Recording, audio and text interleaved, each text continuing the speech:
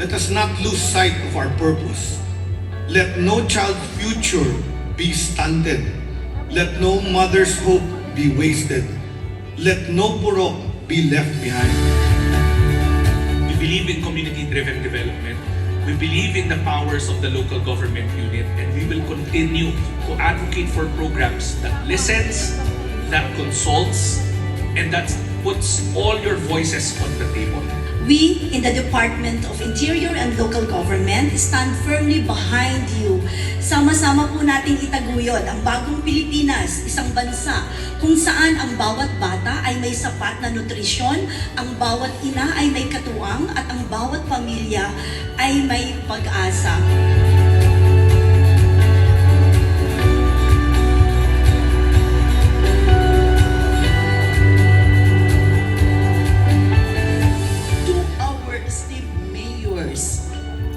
Local chief executives, mga makikisig.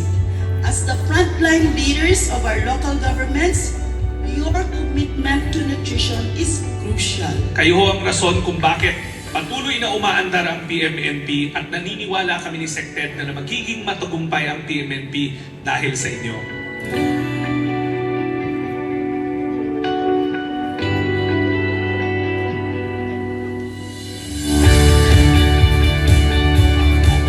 Leadership and accountability will drive these initiatives forward. Together, let us make a lasting impact on the nutrition and health of our communities.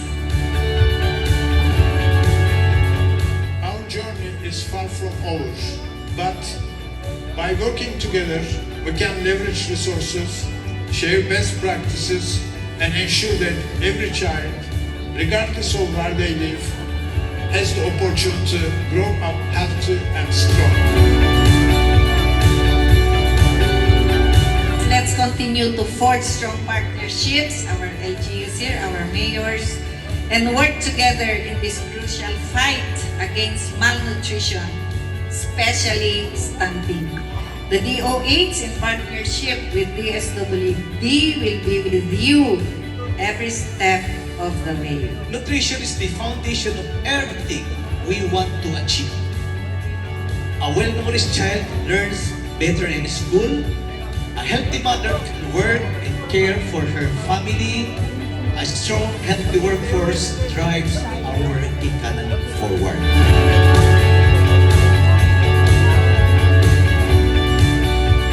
So while others may see malnutrition as a burden, we in Quiapo see it as a chance to create lasting change for our families today and for our future generations.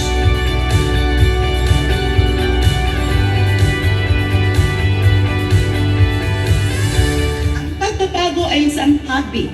Hindi ito nagmamadali, ngunit hindi rin ito nagpapahuli. Sa bawat hakbang natin ngayon, sa bawat habi ng inyong liderato, serbisyo at pagtutulungan, tayo ang gumagawa ng ating kasaysayan. Isang kasaysayan kung saan ang bawat anak ng ating bayan ay malusog, malakas at puno ng pag-asa.